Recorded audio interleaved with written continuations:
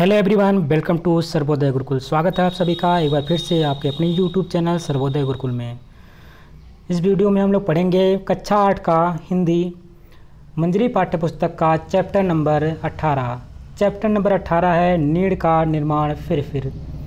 बहुत ही important chapter है, इसको आप ध्यानपूर्वक पढ़िएगा और इसमें जो भी प्रश्न कराए जाएंगे अपनी कॉपी में ज़रूर नोट करिएगा और नोट करने के बाद इसको याद भी कर लीजिएगा। तो आइए वीडियो की शुरुआत करते हैं। नीड़ का निर्माण फिर। इस कविता के रचयिता डॉक्टर हरिवंश राय बच्चन जी हैं।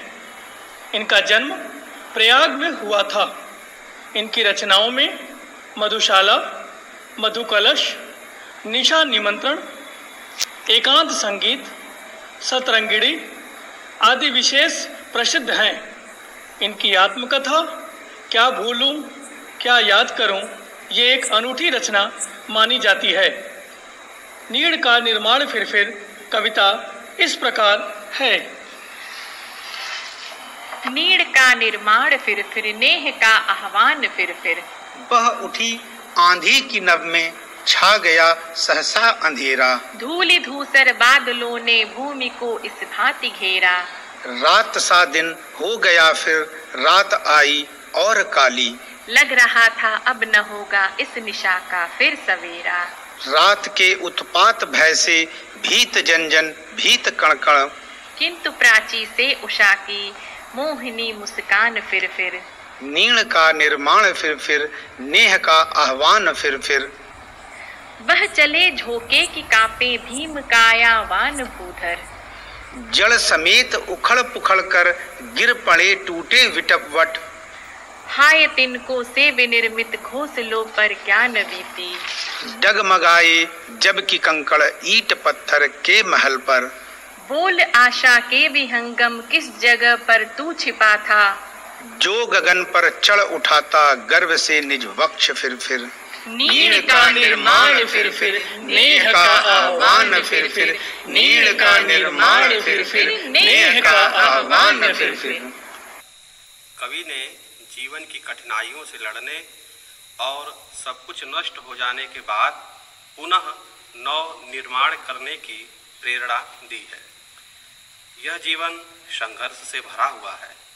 निरंतर कठिनाइयाँ आती रहती हैं, मनुष्य टूटता है, बिखरता है, लेकिन फिर खुद को संभालता है और टूटे हुए घरौंदे का निर्माण करता है और पुनः प्रेम का सृजन करता है। मनुष्य के जीवन काल में ऐसे भी कठिन क्षण आते हैं जब मानो अचानक अंधेरा छा जाता है, जैसे पृथ्वी घनघोर बादलों से छा जाती है।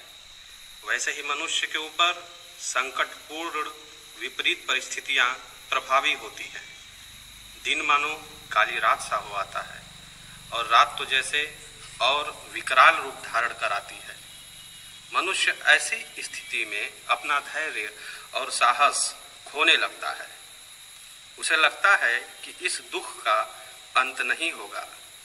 वह भयभीत हो उठता है, लेकिन कवि कहता है कि ऐसी परिस्थिति में मानव को धैर्य और साहस नहीं खोना चाहिए, क्योंकि जैसे हरेक रात्रि का अंत पूर्व में उदित भोर की मोहिनी मुस्कान से होता है, वैसे ही मनुष्य के कठिन दुखों की रात्रि की समाप्ति भी उषा से होती है।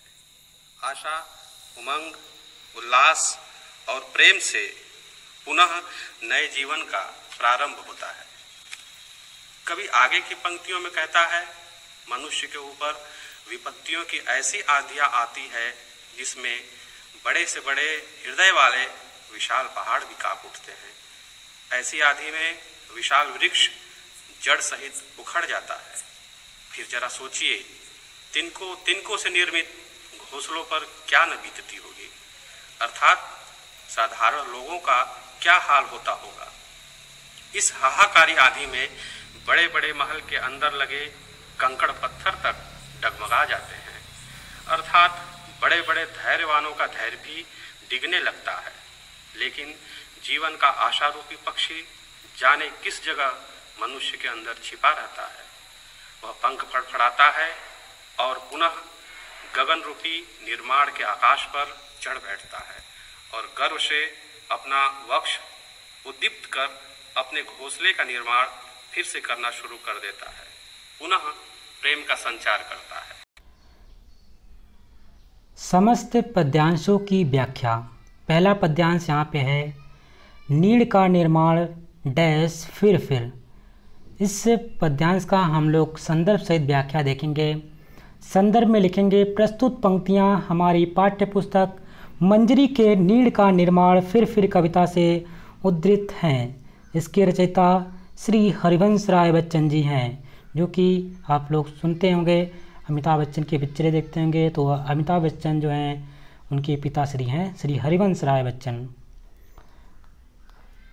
इसका प्रसंग इस प्रकार से है। प्रसंग में लिखेंगे, कवि ने कविता द्वारा जीवन की कठिनाइयों से लड़ने और सब कुछ नष्ट हो जाने पर भी फिर से नए निर्माण की प्रेरणा दी है। बहुत ही इम्पोर्टेंट ये पद्यांश है, ये आपकी कविता बहुत ही इम्पोर्टेंट है, आप इसको बहुत ध्यानपूर्वक ज़रूर सभी प्रश्न अपनी कॉपी में नोट करेंगे। व्याख्या में लिखेंगे, हे पक्षी, अपने नष्ट हुए घोंसले का फिर से निर्माण कर और अपने मीठे स्वर से इस संसार में फिर से प्रेम और स्नेह भर दे। आकाश में आंधी उठने से आकाश अंधेरा हो गया है। धूल से भरे बादलों ने एकदम पृथ्वी को घेर लिया। इससे दिन रात रात्रि के समान अंधकार युक्त हो गया है। रात्रि और भी अधिक अंधेरे वाली काली हो गई है। ऐसा प्रतीत होता है मानो अब प्रकाश करने वाला सवेरा नहीं हो सकेगा। इस रात के तूफान और अंधकार से पृथ्वी का कण कण और जीव जगत भयभीत हो गया, परंतु पूर्व दिशा में सूर्य की किरणें चमकने से अंधेरा दूर हो गया। इससे हे पक्षी, निराश ना हो और प्रेम को निमंत्रण देकर फिर से निर्माण कर, नए घोंसले को निर्मित कर। दूसरी पद्यांश हमारा है, बह चले झोंके डैश फिर। जो संदर्भ होगा पूर्वत की तरह होगा। प्रसंग देखेंगे इस प्रकार से है, रात्रि के भयंकर तूफान और आंधी ने जनजीवन को अस्त व्यस्त कर दिया।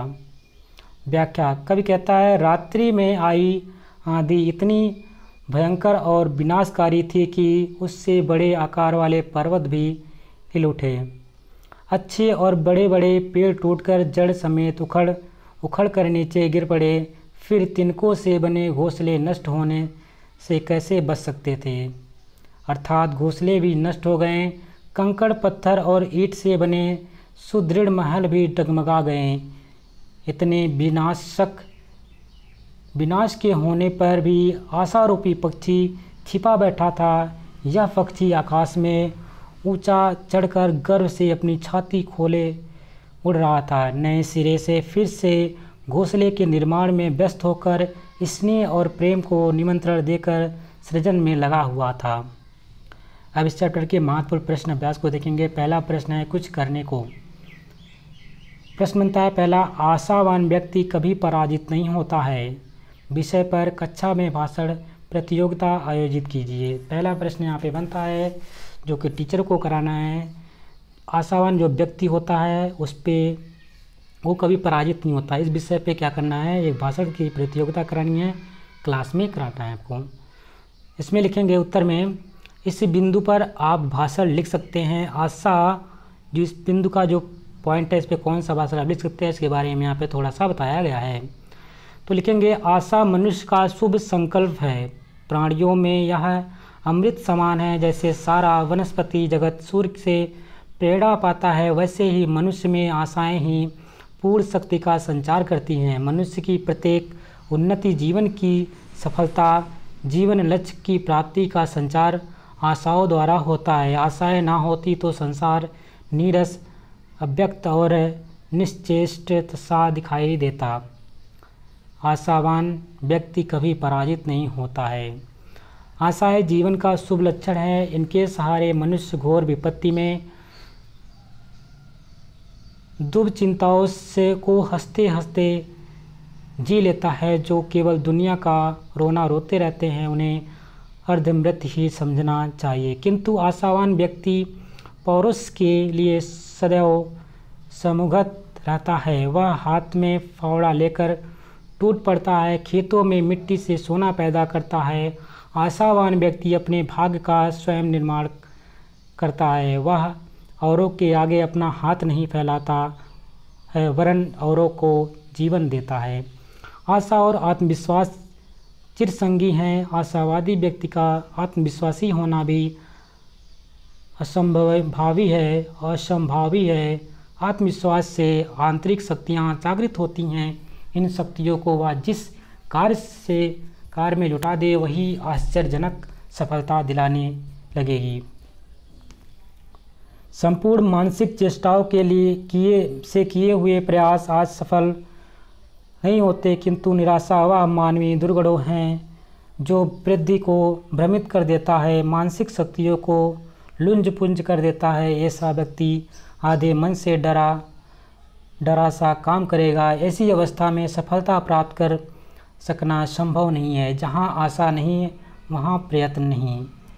विद्वान विचारक स्वेट मॉर्डन ने लिखा है, निराशावाद भयंकर राक्षस है जो हमारे नाश की ताक में बैठा रहता है। निराशावादी प्रगति की भावना का त्याग कर देते हैं। यदि कभी उन्नति करने का कुछ ख्याल आया भी तो विपत्तियों के पहाड़ उन्हें दिखाई देने लगते हैं। कार्य आरंभ नहीं हुआ कि चिंताओं के बादल मंडराने लगे, पर आशावादी व्यक्ति प्रसन्न होकर कार्य प्रारंभ करता है। गतिमान रहने के लिए मुसीबतों को सहायक मानकर चलता है। उत्साहपूर्वक अंत तक पूरे नियोजित कार्य में संबद्ध रहता है। इसी से उसकी आशाएं फलवती होती हैं। ये जो भाषण था यहीं पे कंप्लीट होता है। इस भाषण को आप थोड़ा सा मॉडिफाई करके अपनी कक्षा में बोल सकते हैं। अगला प्रश्न है विचार और कल्पना से। पहला प्रश्न है, जैसे चिड़िया अपना घोंसला बनाती है वैसे ही मनुष्य अपने पक्के मकान बनाता है। बताइए इन मकान के निर्माण में किन किन वस्तुओं की आवश्यकता होती है। तो आपको बताना है जो आपका मकान बनता है उसमें कौन कौन सी वस्तुएं लगती हैं उसके बारे में लिखना है। आप अपने मन से इस क्वेश्चन का आंसर दे सकते हैं। तो इसमें लिखेंगे, एक मकान के निर्माण में पक्की ईंट जो हमारी किसी भी चीज़ की इकाई होती है सबसे छोटी, फिर सीमेंट होना चाहिए, रेत होनी चाहिए यानी कि बालू की बात कर रहा है, मोरम की बात कर रहा है, सरिया होनी चाहिए यानी कि जो हमारी स्टील लगेगी उसके बारे में बात कर रहा है, लकड़ी होना ज़रूरी है, पानी आदि की आवश्यकता पड़ती है। ये सब अगर ये चीज़ नहीं, ये सब हमारे मकान बनाने में ये वस्तुएं काम आती हैं। अगला प्रश्न है प्रश्न नंबर 2, आशा ही जीवन है पर 10 पंक्तियाँ लिखिए। आशा ही जीवन है पे हमें 10 पंक्ति के लिखना है। तो आइए देखते हैं। उत्तर में आशा ही जीवन है जबकि निराशा मृत्यु। संसार के सारे बड़े रचनात्मक कार्य आशावान साहसी लोगों ने ही किए। आशा व्यक्ति का मार्गदर्शन करती है। मनुष्य का भविष्य के प्रति आशावान होकर कार्य करना ही उचित होता है। यदि हम इतिहास उठाकर देखें तो पता चलेगा कि सभी पराक्रमी महापुरुष आशावादी थे। उन सबका दृष्टिकोण सकारात्मक था। आशा का पतवार लेकर बड़े बड़े नाविकों ने महाद्वीपों का पता लगाया। इसके प्रतिकूल निराशा जीवन का नाश करने वाली और मनोबल गिराने वाली होती है। अतः हमें आशावादी होना चाहिए। इस पे 10 पॉइंट थे, इसको लिखा गया है, आप अपनी कॉपी में नोट कर लेंगे। अगला प्रश्न बनता है इस कविता से। पहला प्रश्न है, नेह का आह्वान फिर से कवि का क्या आशय है। तो उत्तर लिखेंगे, उत्तर में हम अपने लिखेंगे नेह का आह्वान फिर से कवि का आशय है स्नेह यानी कि आशा से मुक्त होकर नए सृजन कार्य में व्यस्त होना। आशा से मुक्त होकर, स्नेह से मुक्त होकर हमें नए सृजन कार्य में यानी फिर से नए अपने कार्य में व्यस्त हो जाना ही यही इस पंक्ति का आशय है। अगला प्रश्न है, निराशा में आशा का संचार किस रूप में होता है। अगर निराशा में आशा का संचार किस रूप में होता है इसके बारे में हमें लिखना है। तो उत्तर में लिखेंगे, कवि के अनुसार निराशा में आशा का संचार प्रेम और स्नेह के रूप में होता है। जब प्रेम और स्नेह होगा तो कहीं ना कहीं जो निराशा में आशा का संचार होगा। अगला प्रश्न है प्रश्न नंबर 3, निम्नलिखित भाव किन पंक्तियों में आए हैं लिखिए। जो भाव दिए गए हैं वो किन पंक्तियों में आए हैं उसको लिखना है। पहला है भाव यहाँ पे, घोर तूफान और रात्रि के कष्टों से भयभीत जन में उषा अपनी सुनहरी किरणों से नई आशा भर देती है। एक भाव जो थे इस किस पंक्ति में आए हैं उसको लिखना है। तो उसमें लिखेंगे, उत्तर में लिखेंगे, रात के उत्पात भय से भीत जन जन भीत कन कन, किंतु प्राची से उषा की मोहनी मुस्कान फिर।